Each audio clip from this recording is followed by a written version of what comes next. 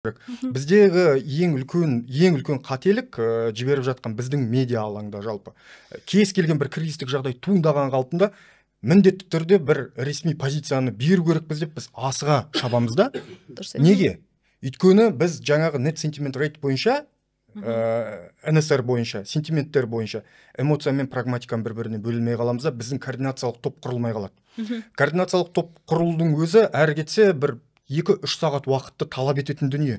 Өйткені нақты жауап беретін, нақты осы мәселе бойынша өзінің бір пікірімен бөлісе алатын мамандар керек қой ол үшін. Мгм. Осы мамандарды міне жаңа координациялық топта құру керек, жаңа штабтың ішінде. Мгм. Және координациялық топ құрылғаннан кейін жаңағы пайда болған кризистің деңгейіне байланысты біз міндетті түрде жауап беру керекпіз.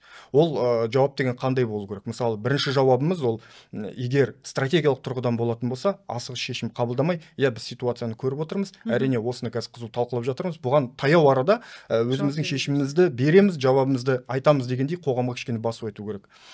Бізде кішкене керісінше жағдай орын алып жатады. Өкінішке қарай. Бұның бәрі тағы да бұл біздің өзіміздің ойдан құрастырып отырған нәрсе емес, бұның бәрі әлемдік тәжірибеден келіп отқан дүние. Нақты айқын көрініс ретінде біз 2008 ба 2013 жылы Boeing компаниясының айналасында бір үлкен ушу болған тұғын. Иә.